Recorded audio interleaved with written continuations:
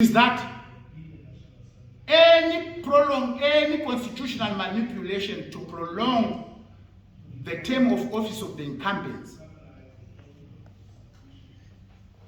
is a coup. So there is a coup in motion in our country.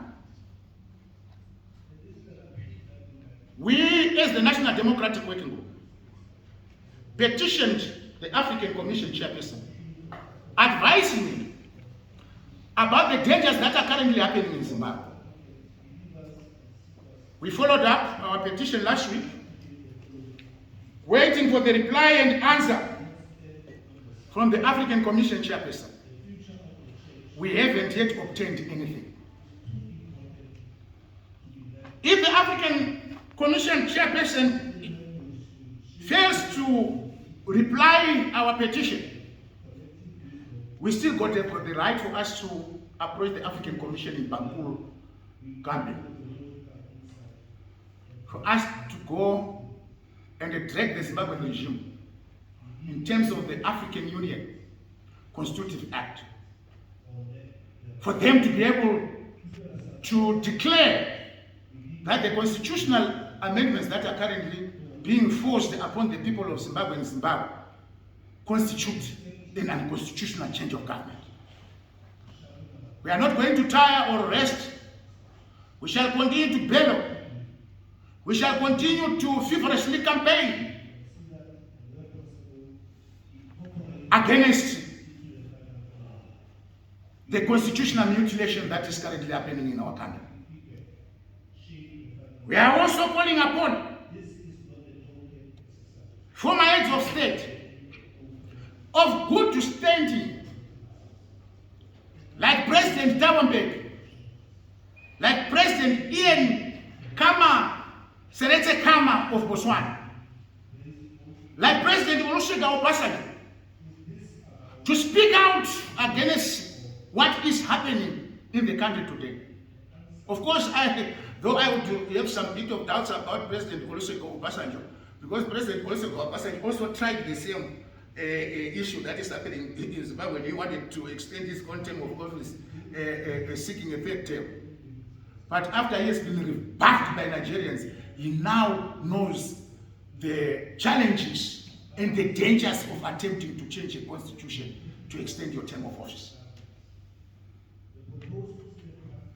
So having said this, members of the media who have come here in your numbers,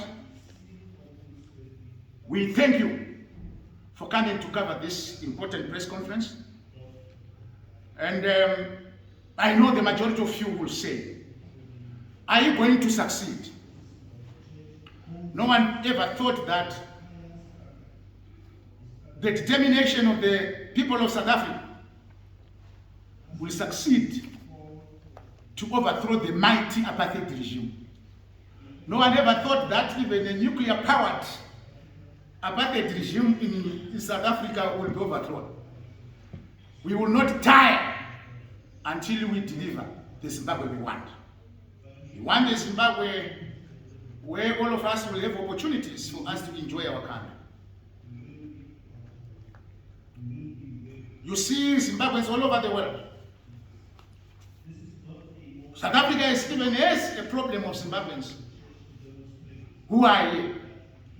They are not here on their own way, but on the basis of the politics and misgovernance happening across the Limpopo.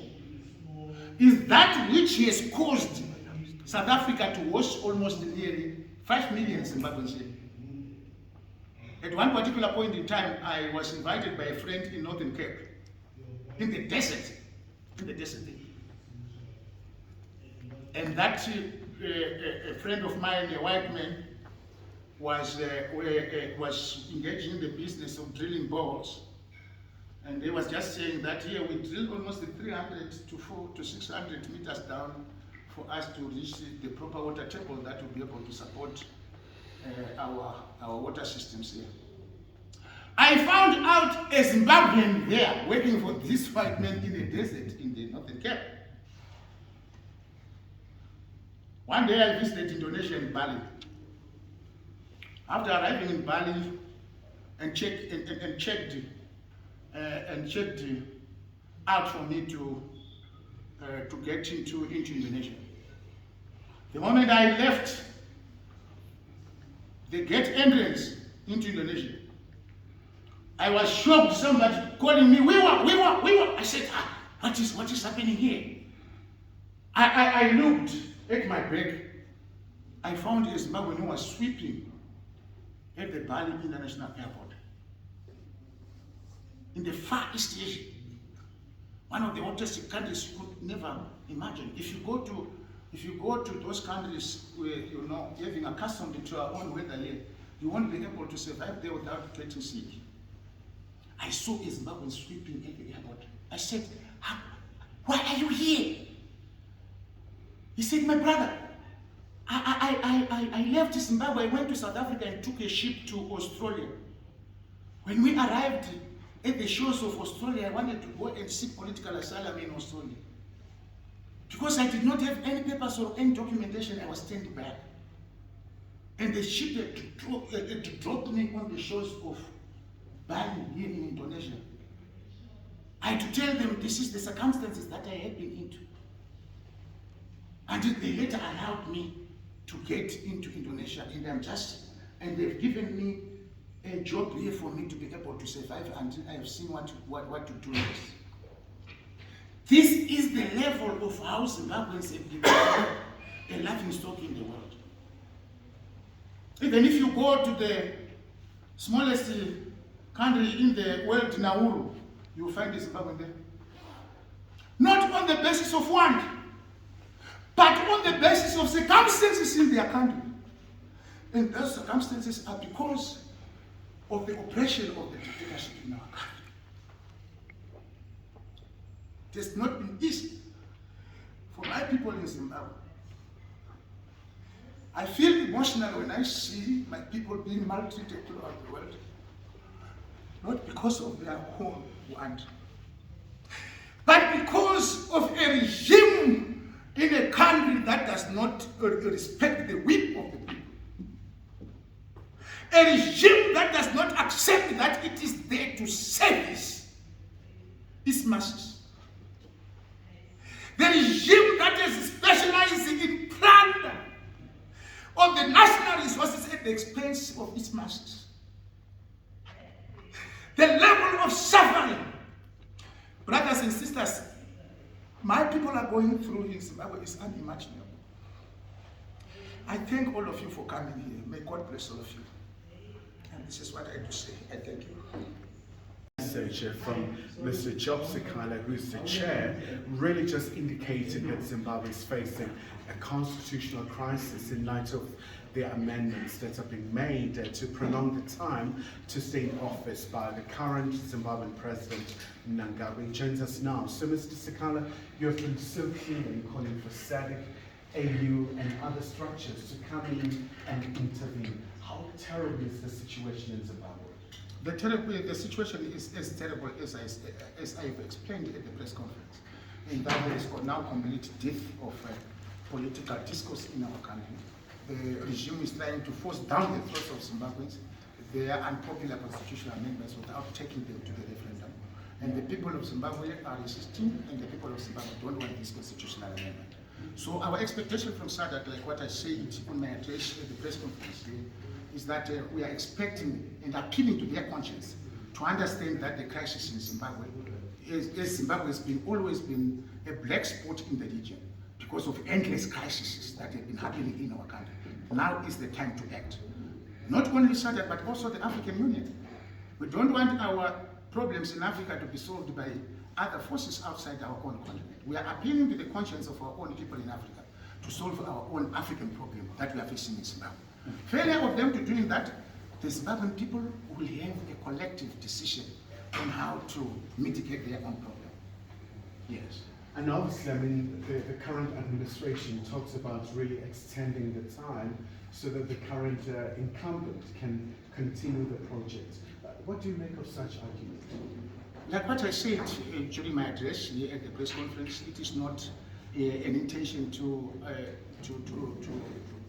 extend and development in the country, because Emmerson Mnangagwa has not done any development in the country, like what has been clearly expounded by their own Mutendo Matinyara yesterday, that Mnangagwa during the period of his nearly 10 years of reign in Zimbabwe has only managed to resurface 645 kilometers of road, while Mr. Smith had made fresh road network in the country up to 9,000 kilometers. Robert Mugabe 10,000, and for his period in power, Emmerson Mnangagwa was 645 kilometers.